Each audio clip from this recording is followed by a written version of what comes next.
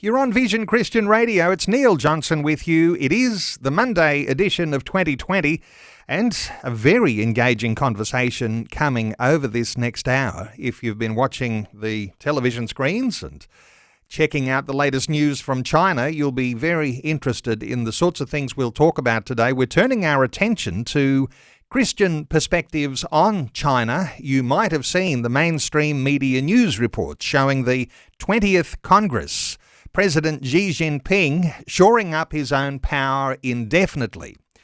What those reports don't tell you is of the deepening internal civil war, with two factions fighting for dominance of the Chinese Communist Party.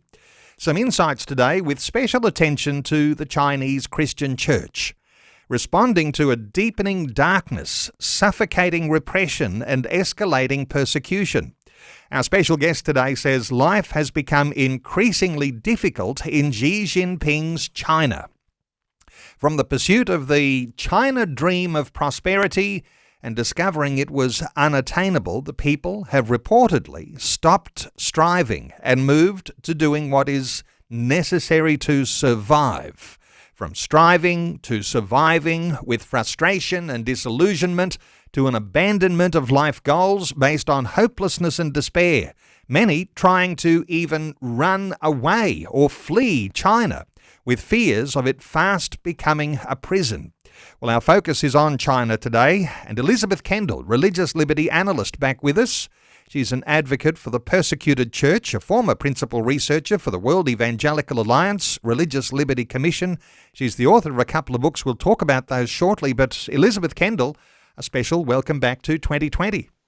And thanks for having me, Neil. Elizabeth, if anyone's been watching any mainstream news, you can't miss what's been happening in China. There's lots of reporting on the huge Congress that's gathered. It's the 20th Congress of the National Chinese Communist Party, and leaders meeting there, and another 5-year term for Xi Jinping. What are your perceptions of what we're actually seeing in the media? Well, one thing that the media doesn't really and hasn't explained very well is that the Chinese Communist Party, historically, or certainly since the death of Mao, has not been a monolith. So it's not just one big group of all people that, they don't all agree with each other. So since the death of Mao, when Deng Xiaoping became the paramount leader, you had two factions. One was what's called the Shanghai faction, which represented all those very wealthy Chinese cities.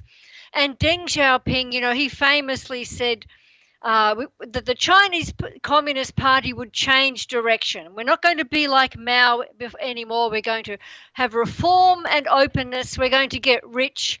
He said to get rich is glorious. And in those cities along the coast, like Shanghai, they just boomed. And we saw them go from, like backwaters to these booming metropolises in the space of a couple of decades. The other faction was the Chinese Communist Youth League. And it mainly represents the rural areas and the farmers and the agriculturalists of China's rural heartlands. Now, what Deng Xiaoping decided should happen in China after Mao was the presidents should have term limits, right? 2 5-year terms only, so that's a 10-year term only, and that the power should rotate between these two factions. Now, and they always did. So the president would be from one faction, the vice president from the other, and then after 10 years they would switch. Now, Xi Jinping, when he came to power in 2013, he was from the Shanghai faction, right? That represents the wealthy elites and the wealthy cities. But he very quickly broke away to create his own faction. And he's consolidated his power by purging the Communist Party of tens of thousands of people who don't support him. And he's just completely consolidated his power. He's rewritten the rule book, and this Congress that's just started yesterday on Sunday really is the beginning of a new era when Xi Jinping will consolidate this movement back into a Maoist type of repression. And some might say, Elizabeth, why would he do that? Is there something in the ideology that he holds? Is there something that he sees from the past under Mao that he might be trying to regain? Why would he do that, do you think? Well, the Shanghai faction has always believed that we have to open up. Reform and openness will make us rich. And the idea was that the Communist Party would get its legitimacy from prosperity, from making people rich and prosperous. However, in recent years, it's become, or in the last decade at least, Xi Jinping has become aware, like economists have become aware all over the world, that the Chinese economy is slowing down. It remained centralized to a large extent, but still there was all this burgeoning free market activity happening in the cities. And the Communist Party, many believed, like Xi Jinping believed, was losing control a little bit. They looked at the Soviet Union. They thought if we continue to open up, we continue to get rich, China will fall apart. The Communist Party will no longer have control. Elizabeth, if you can hear me. And Xi for the CCP. Sorry, our link has been just the only way for the CCP. Okay. You go. I can hear you again. Okay, that the only way for the CCP, the Chinese Communist Party, to maintain control was essentially to give up on this idea that it can make everyone rich, right? So he's moving the country back into a Maoist style repression. He says we can no longer make everyone rich. So he's gone from what he was promoting was the Chinese dream, which is everyone gets rich. Now he's moved to common prosperity, which is everyone's the same, which means you take from the rich and you give to the poor. And a lot of China's very wealthy elites have become very, very uncomfortable. And some people are saying this is creating common poverty, not common prosperity. So under communism, which is a godless system where the idea is that everybody's equal and everyone shares in the prosperity, so those who are rich, what will be taken from you will be given to the poor, and it supposedly is a way of equalising wealth. But of course that comes with its own difficulties, doesn't it? How do you describe what the likely outcome of that is going to be for China? Well, one Chinese analyst has recently written that common prosperity, which immediately made everyone nervous because they knew what it meant. And I think his name, Jack Ma, one of the great Chinese billionaires, was arrested. And basically, this is a forcible redistributing of wealth. They're not promoting benevolence and charity. They're taking your assets. So Chinese actors and actresses who'd become very wealthy in the Chinese movie industry were suddenly being arrested and having their wealth stripped from them.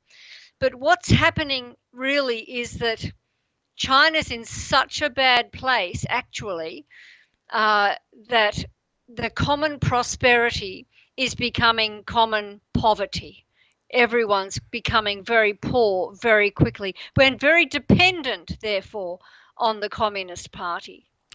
I was saying in the introduction today, from my understanding of the sorts of things we'd be talking about today, getting a check on the pulse of the people, the thought of going from striving and thriving to then simply surviving, and then with what comes beyond that, with disillusionment and abandonment of goals, to despair. Thoughts here about perceptions on how things are developing with the people of China? Yes, well, this is where chat, sort of internet chat, becomes very interesting. It's like a thermometer. You can test the temperature of the population. So in March and April of last year, so 2021, the second year into the pandemic, a trend emerged amongst Chinese youth of the term tang ping, right? And what tang ping means translates to is lying flat. And they'd post images of themselves to WeChat, just lying on the ground, sleeping on the park benches, and they just don't want to work anymore because they've been striving for years. They've been embracing the Chinese dream of prosperity. They've been embracing the Chinese model of, it's called 996. You work from 9 a.m. till 9 p.m. 6 days a week, and you will get rich. And they've done it. And they're now coming towards their 30s, and they're saying, I still can't afford to buy a house. I still can't find time to maintain relationships. I still can't do any of those things that I want to do. What is the point? Now, of course, they can't afford to truly lie flat, that is to do nothing. But what they're doing is they're just not doing anything beyond the absolute necessity to survive. So it indicated that their mood had dropped. Interesting, isn't it? But by this year, it's worse. And we might just presume here that people will work hard when they feel as though they will gain some benefit of that, when they'll be able to keep some of the wealth that they work towards. But under a communist party atheism, there's no such thing necessarily as something that might say you can have private ownership, because this private ownership is a Christian idea. This is something we get even from the Ten Commandments. So Western civilization, Christian civilization, really has this idea of private ownership and, as you say, a charitableness about it, so that you don't have to have a forced redistribution of wealth. Thoughts here about the difference that there is between nations or empires, or however you like to talk about those, Elizabeth, that China does not have, that we've experienced here? Well, it's just the age-old debate, between socialism and capitalism. So, and you just have to look around the world at socialist governments that have centralized everything. And probably North Korea is like at the top of the tree in this regard. And what they've done is they've produced famine virtually all the time, because they take away people's incentive to work. If the government's going to take everything that you earn and all the crops that you grow, and no matter what you produce, they'll just give you enough to survive, what's the point in working any harder? So it removes people's initiative to work harder and get a little bit more, so you can, extend your house and go on a holiday. So it has a very dampening effect on everything. And so that's just the age-old debate. People say, oh, but the Christians in the early church were socialists. They shared everything, but they were benevolent. They shared. It came from their heart. Their heart was different. It wasn't being taken from them. And it was a completely different thing altogether. You take away the benevolence and the love of God and the love of neighbour, then it's just a dog eat dog, and it doesn't work in the real world. There are distinct dimensions, and I do want to invite listeners to join into our conversation today. Our talkback line is open on 1-800-316-316. We're talking about China, perhaps some perspectives you've never heard about before. Well, 1-800-316-316, and we're going to get onto the effects of these developments in China on Christians in the church, whether it's the official state church in China or the underground church, which has been burgeoning, blooming wonderfully over the last 30 years. We'll talk some more with Elizabeth Kendal, religious liberty analyst, in just a few moments. It's Neil with you, the Monday edition of 2020. Our talkback line is open on 1-800-316-316. You might have a question. You might have a comment, you might have a critique for our conversation, that's fine too. 1-800-316-316. Our special guest is Elizabeth Kendal, a religious liberty analyst and advocate for the persecuted church. We are talking about the latest developments in China. There's something we need to just enlarge on a little here, Elizabeth. If we're talking about the viral idea of lying flat, as you mentioned, that people have lost their incentive to work hard to gain wealth because they won't be able to keep it. There's another viral saying that's been going viral as well, and that's called "let it rot." What is that all about? Well, that's this year's trend. So in 2021, lying flat, Tang Ping was the chat and, as I said, a viral sentiment, mostly among young people. You know, youth unemployment in China is 19.9%. It's huge. And, of course, the zero COVID and everything has had a lot to do with that. It has crushed the private sector. It has been devastating. But this year, it started with the Shanghai lockdown, the first big major lockdown of an entire mega city in Shanghai in March of this year. The Tang Ping was suddenly yesterday's trend, and "let it rot" became the trend for 2022, or "buy land." Now, apparently, buy land comes from a sporting analogy, where a sports team that's being thrashed realizes that it's hopeless, they can't win, basically just give up and conserve their energy, and hopefully it'll end a bit quicker. So that's where buy land comes from. And letting it rot goes way beyond lying down, lying flat. So lying flat means you don't strive because you're not going to get the house and then happy marriage and everything. Letting it rot means just giving up. You give up on all your life's goals, home, marriage, everything. It's never going to happen. Accept it. There's a real nihilistic attitude about it. And I said in my post, I said, if lying flat is a statement of frustration and disillusionment, then "let it rot" is a lament of hopelessness and despair. And so that's this year's, and it really came out of the lockdown. The lockdowns in the cities of China have been unbelievable. And back in March, the International Strategic Studies Association published a piece on the Shanghai lockdown, and they commented. So this is April 2022. The International Strategic Studies Association, they said most people have assessed that the lockdowns are designed to bring the locals to heel, ending the speculation of free movement and of economic prosperity, ensuring that the Xi faction would not be challenged. The authors of the report also noted that tens of thousands had already died from deliberately induced widespread starvation in Xi'an, Shanghai, and elsewhere in mainland China. So, I mean, we don't hear about this. We don't hear about large tens of thousands of people have starved to death.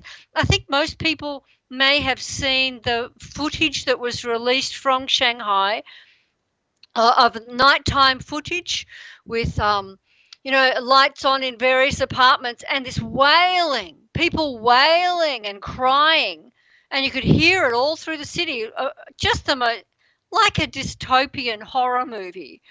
Well, people were starving to death. People were dying from want of their basic medications. No food in the house. The government went through basically overnight to seal their apartments shut. There's an amazing bit of footage out on YouTube by China Insights of an elderly man. He looks like he's well into his 70s, maybe into his 80s. And he knocks on the window of the neighbouring apartment.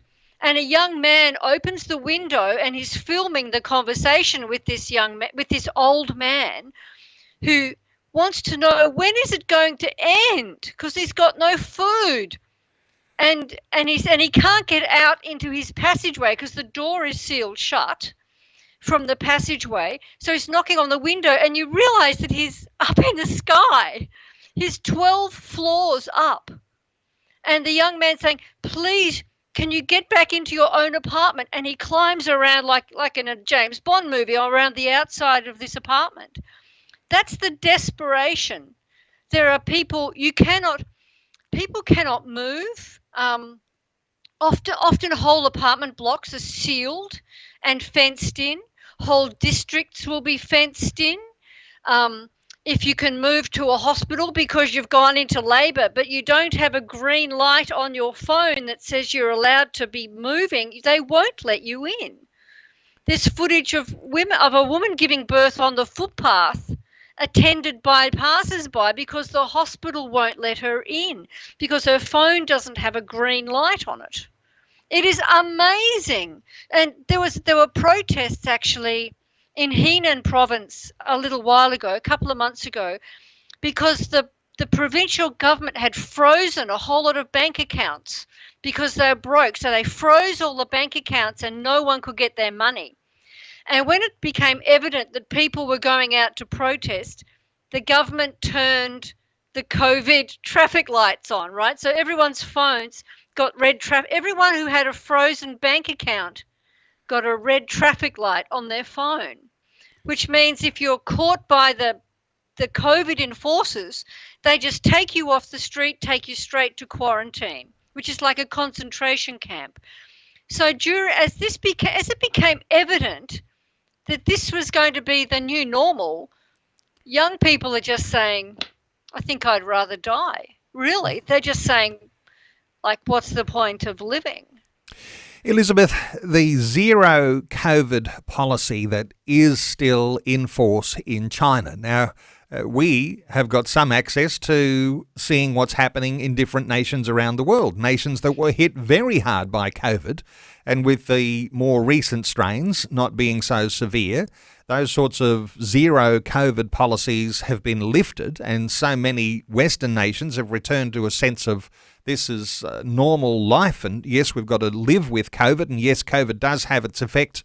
But here in China, when you're looking at the things that you're talking about, these developments and the maintenance of zero COVID, most of us will be thinking, of course, there will be some health benefit if that was true and if it could be contained by having a zero COVID policy. But not many might be linking the thought that the zero COVID policy in China may be more apparently connected to population control than it is about a health benefit. Any thoughts on that type of focus? I'd say it's overwhelmingly about population control. It's about population control. So the Chinese Communist Party has now proven to everyone in China they can completely and totally lock down a city of 25 million people overnight. The Dabai, that is the big white, those COVID enforcers in the white hazmat suits, they are not nurses. They are not health professionals. They are members of the People's Armed Police. They are soldiers. There was footage recently released through China Insights of the Dabai, the big white COVID enforcers, actually now carrying around automatic rifles. And people saying, who are you pointing those guns at, to stop people leaving the airport, or to stop them leaving a shopping centre because there's been one case. So the people they're being taught a lesson. The Chinese Communist Party can turn your entire city into a concentration camp overnight if it wants to. They have also used this to crush the private sector, right? So economically, the private sector where the money was being made, where all the elites from the Shanghai faction of the Shanghai gang within the Communist Party had their backing, they've been crushed, absolutely crushed, and which of course means now that that even successful entrepreneurs are now completely and totally going to be dependent on the Chinese Communist Party for their rations. Elizabeth, just a few minutes, only a couple of minutes out from news. Thoughts here for how the Chinese church is affected by these sorts of control measures. Have you been monitoring not only the state church, but the underground church? How are things going with them? Well, of course, the Christians are just as vulnerable to all these measures as everyone. So Christians are probably dying in their sealed off apartments today. Elderly Christians, frail Christians. It's an appalling situation. And after the break, we can talk about Chinese policy with regards to religion. So the Congress opened on Sunday. Xi Jinping has already given his nearly 2-hour opening speech confirming that the zero COVID policies will stay in force. And I think all those measures will be used along with the social credit system to control everything and everyone. I think it's going to be like as if the last 10 years of Xi Jinping and how terrible that's been for the church, that's going to be like a practice run compared to what we're about to face. Okay, so persecution of the church in China, which we know has been deepening. It's been getting tougher and tougher for the church. Underground churches even being closed down. Any symbols like crosses, anything that's public, that people have been told to get rid of those. So there's been a crackdown on the Christian church in China. We're going to continue our conversation after Vision National News. We're talking about China today. Xi Jinping, and he's got absolute power in China. What is that going to mean for the Christian church? You might like to join in our conversation. Our talkback line open on 1-800-316-316. Our special guest is Elizabeth Kendal, religious liberty analyst and advocate for the persecuted church. Elizabeth's the author of a couple of books I'll mention. Turn Back the Battle, Isaiah Speaks to Christians Today, and After Saturday Comes Sunday, Understanding the Christian Crisis in the Middle East. Well, understanding what's going on in China, and back with more after Vision National News. Wonderful to have you with us on this Monday edition of 2020. If you're just joining us, a fascinating conversation today with insights into what is developing in China, what's behind all of those wonderful images of the 20th Congress with President Xi Jinping shoring up his own power indefinitely. What those reports don't tell us is of the deepening internal civil war with two factions fighting for dominance of the Chinese Communist Party. What those images don't show us is the effects of the zero COVID policies being used to control the population of China. Well, looking for some insights today and special attention to the Chinese Christian church, responding to a deepening darkness, suffocating repression, and escalating persecution. Our special guest today says it's become increasingly difficult in Xi Jinping's China. From the pursuit of the China dream of prosperity and discovering it was unattainable, the people have reportedly stopped striving and moved towards what is surviving. Our special guest is Elizabeth Kendal, religious liberty analyst and advocate for the persecuted church. Elizabeth Kendal, before we move on to some other issues around the Christian church, just come back to what happens when there is this level of despair in a nation like China, because the thought that people are lying flat, they're in despair, they've stopped striving, they're saying, let it rot, it's not worth pursuing. People trying to run away from the problem now. Any thoughts here as we get into what's happening with the church, where running away from the problem is where a lot of Chinese people are at? Yeah, well, this is particularly the case with people who have been successful, people who've made money, people who've worked in the private sector. They've been entrepreneurs, they've set up businesses, and all this has been crushed, particularly this year through the zero COVID policies. And they're realising now what's happening. And what they want to do is they want to get out. So one of the new terms that's now viral in China from about the middle of this year is runzu, which comes from two words, the English word run, and apparently, and I haven't got it in front of me, apparently it's a play on the Chinese character for prosperity. Actually looks like the character for run. So they've chosen the English word run and zhu, which means escape, which means to study. So it's the study of escaping, the study of running away, because it's not that simple, of course. And the Chinese government is very quickly closing the doors. It's closing the doors on moving money out of the country. It's closing the doors on people getting out of the country. So some people have been complaining, they went to do something, and the Chinese, the officials wanted to check their passports, and they checked the passport and cut the corner off. So they can't, now they know they can't leave the country. So they're really beginning to lock people in. And I think it's really tragic. So that will be also affecting the country in the long term, because they just will not have the wealth. This is all about the Chinese Communist Party staying in power. It's got nothing to do with anything else. It's just about retaining power. And to do it without prosperity means you have to make everyone dependent. So if those who have gathered some wealth over the past decade or two want to keep it, they are seeing their only option as running, escaping, getting out of China. The fact that they've got to stay means that they'll be forced to share that wealth with the poor. So you've got this sort of equality type of idea which comes in the communist system. In all of this, Elizabeth, the Christian church, and perhaps even some history is going to be necessary to understand the significance of what's happened with the Christian church in China too.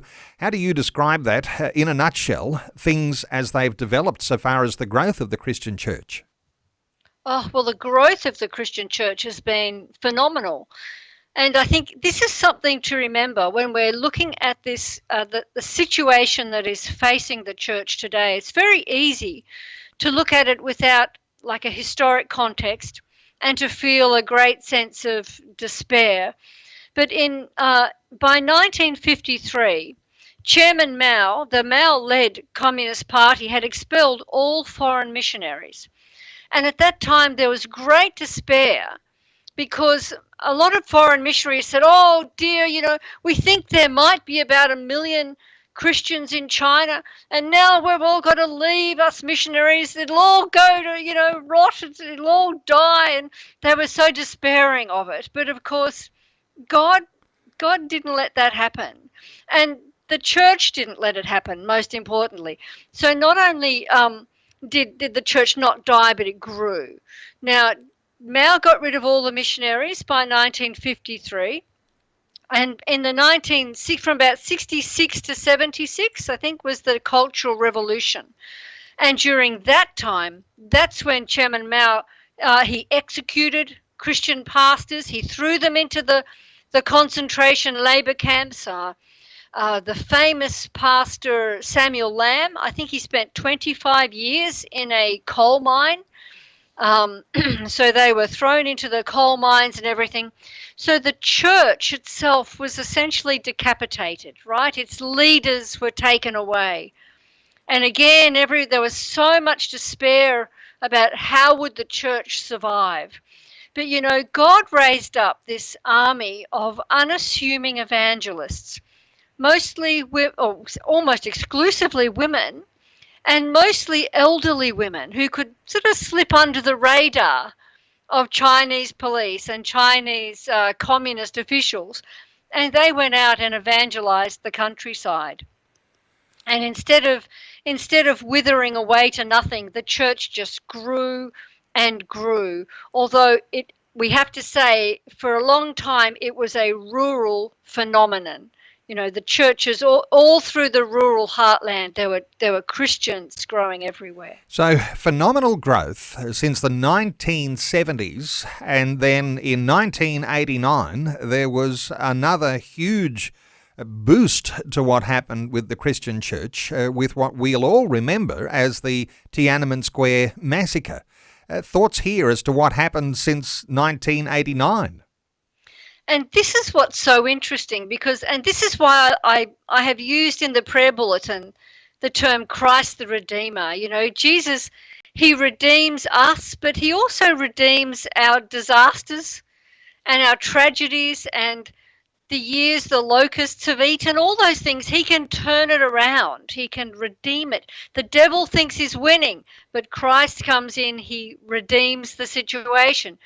So he redeemed the loss of church leadership in the Cultural Revolution by raising up this army of elderly women evangelists. Now, with the Tiananmen Square massacre, which was a horror, one thing it did was it shook the urban elites. So people who lived in the cities, particularly Beijing, but people who were watching the politics from the cities, looked at what happened. They thought, our government has sent tanks in against our young people and shot our young people just because they want more liberty and more democracy, more opportunities, more say. And this is wrong. And they were rattled, deeply rattled. And Christ redeemed that situation too, in that Christ opened a door into the cities through all this. And this is where we find that the rural phenomenon, Christianity being a rural phenomenon, now changes. And Christianity starts to take root in the cities amongst lawyers, doctors, teachers, engineers, economists, educated people. And we see this incredible urban Christianity just explodes after the Tiananmen Square massacre. So the 1990s was really a time of really observable revival in China, where the gospel takes root in the cities. Now, Elizabeth, the growth since the Tiananmen Square massacre, and I know that different speculation, different estimates come from different people, but upwards of 100 million Christian believers now throughout China. And to talk numbers here for a few moments, the Chinese Communist Party must realise that the numbers are significant, or there wouldn't be a crackdown on the Chinese church.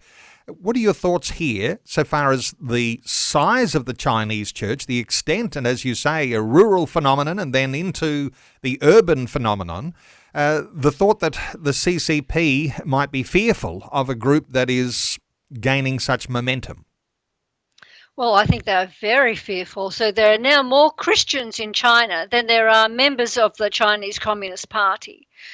And once again, it's not like a country like India, where the Brahmins are on top and the Christians are pretty well all poor and marginalized and downtrodden. In China, God has done something that's really unique. It seems to me to be unique in the world, where we have a persecuted church, about a minority of people, like 10% maybe, but they are all across society, from the old grandma who sits out in some little shack in rural right through to really, really highly educated Chinese citizens. In other words, if China was free tomorrow, the church would be ready to make a really big impact across every level of society, in every field, in business, in law, in everything. I mean, I get goosebumps when I think that what God is like putting in place here. God is doing something that's just amazing, and I can only believe in my heart that he's doing it still. And as we pray for, like we talk about, lying flat and letting it rot. But there's still two groups in China. There's the group that are losing all hope and they're despairing. There's another group, and they call them the little pinks. The little pinks are the youth who are, they're bordering on the Red Guards. They would be the Red Guards if that's what they would decide, if Xi decided they needed that again. And the Chinese Communist Party employs them often to feed into WeChat and to constantly counterbalance the negative stories. And they've been raised on all this nationalism, Chinese nationalism, and the little pinks are furious. But so there's a clash actually looming, I think. But there are, as we said, multitudes of young Chinese people who are just absolutely despairing of future. So the church can speak into this and let these people know that they are loved, that God is not out of control. And I think that the fields are ripe for harvest. Of course, the biggest problem is now the danger involved in evangelism and the difficulty in it. There's so many laws have been stacked upon each other to make pretty well any Christian witness illegal now, that it's difficult. We really have to pray. We think of numbers of the Chinese Christian church, and it's very easy to get very excited about the sorts of huge numbers that we speculate about.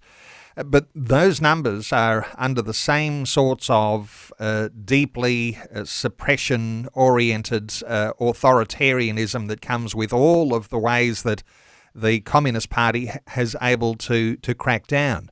I'm just thinking, and listeners might like to listen to an earlier podcast on a conversation that we had, Elizabeth Kendal, where you were talking about the preparation for what was going to be like a resurrected old Silk Road, taking the gospel across Asia towards Europe, and an incredible opportunity that would come there with freedom. Now, under suppression, that's not likely to happen. But as you say, it's people right across the different dimensions of society who are amongst the Christian church. And so you might have this formation of almost like super missionaries. Any speculation here, and it is speculation, but the sorts of things that will happen in a time when the Communist Party perhaps is toppled and some level of freedom comes and the people of China can spread their wings in a missionary sense. Any thoughts here? Yes, and of course it is all speculation. Never have suggested that I have any great, visionary thing. So it is all speculation, but boy, it seems to me that God is preparing the Chinese church for something phenomenal. Now, the Chinese church has long believed it has a calling to take the gospel back to Jerusalem, right? So to go from China west all the way back to where it came from. Now, if you go right back to like the 4th century and the 5th century, when missionaries first went, mostly from Assyria, actually, they were Assyrian missionaries, so going from Mesopotamia, so going from the Middle East across the Silk Road. People forget that the whole Silk Road was a highway from Europe to China. And that whole area was open. And there were big centers of Christian education with monasteries, and they called them metropolitans, like archbishoprics, even in places like Herat, which is in Western Afghanistan, and Merv, which is in Turkmenistan. These places were centers of Christianity all the way across to China. That changed when Islam came through and cut the Assyrians off from their missionary work.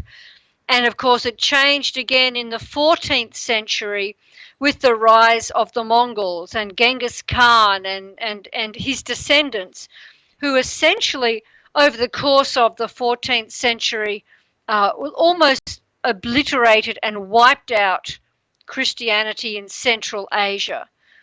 And then you've got, of course, the communist era. So that whole Eurasia bloc has been a black hole for hundreds of years. I believe that if the New Silk Road is really effective, so this is the China's Belt Road Initiative, it's Silk Road to create pathways right back to Europe through Central Asia, it will open up possibilities that are just mind-blowing for two-way communication. And I have a feeling that the gospel will be going from the east to the west rather than the other way around. A new era, it will dawn. In the meantime, Elizabeth Kendal, China's church has to persevere through these very testing times. The population control, as we've been talking about, the social credit system, where everything is monitored, surveillance like we can only try to imagine here. The church is also affected by those things, and it's under intense pressure. Your thoughts here, Elizabeth, about how we here in Australia might pray for our Chinese brothers and sisters. How do we respond from here? Look, we need to hold them up and pray that God will sustain them and encourage them, because it's going to be extremely difficult. China has been busy bulldozing churches that are not aligned with the Communist Party, imprisoning pastors that have been criticising the Communist Party, disappearing Christian lawyers who have criticised the Communist Party. But this goes right down to just humble families, and this is where it's going to get even worse. I think I'll be writing about this week for the prayer bulletin. So we have this situation where we're finding Christian families, just because of their association with like a house church pastor or a house church that has been known to be critical, the church is banned, and these families are finding all of a sudden that that their landlord won't renew their lease. They are finding themselves homeless. And I'm just sort of thinking, boy, in this next period after this Congress, they're going to put the social credit system together, the COVID measures together. It's quite likely that these Christians could find themselves with, like red traffic lights on their phone when it comes to even just leasing a house to live in. I mean, just try to imagine that for a minute. We're talking about a lot of people. We're talking about ordinary mums and dads with little children could be finding themselves homeless, without access to medications and hospitals. That's the way this is going to go. It's going to be a tight throttling of the church right down to its building blocks, its people. And we need to pray for great wisdom and that God will sustain them through this, because the devil is out to get them. This is a major spiritual battle in our day. I would say the major spiritual battle for our day. So as Xi Jinping solidifies his leadership, likely for the rest of his life, the possibility that the persecution of the Christian church could well be from this point forward on steroids, with all of the technological advancements at his disposal to control people. One of those controlling targets is going to be the Christian church. Let me encourage listeners, you can read an extensive article about the sorts of things we're talking about today when you go to elizabethkendal.com. That's Elizabeth with a Z, Kendal with one L, elizabethkendal.com. And a new website. You can sign up for the Religious Liberty Prayer Bulletin and an opportunity to connect with and support the good work that Elizabeth Kendal is doing. Elizabeth Kendal is a religious liberty analyst and advocate for the persecuted church. And you might wonder, are young people interested in what Elizabeth has to say? Well, Elizabeth has started an Instagram account. She's got a following now with a whole lot of younger people, and you might want to encourage the younger people in your sphere to connect with Elizabeth Kendal on Instagram. Elizabeth, just how's that going with the younger generation, connecting with the sorts of things you like to share? Well, slowly. Everything goes slowly. And I just am very, very grateful for people like you, Neil, who are prepared to, give me an opportunity to speak, because it's getting harder and harder in this day and age to break through, anywhere really. And there's so much out there. That's part of the problem. And when you visit Elizabeth on her website, elizabethkendal.com, look for a tab that gives you an opportunity to make a donation to the good work that Elizabeth is doing. Don't forget those books too. Turn Back the Battle. Isaiah Speaks to Christians Today, and after Saturday comes Sunday, Understanding the Christian Crisis in the Middle East. Elizabeth Kendal, thank you so much for taking some time to share your thoughts and your heart with us on a very significant topic, talking China today on 2020. Thank you very much, Neil.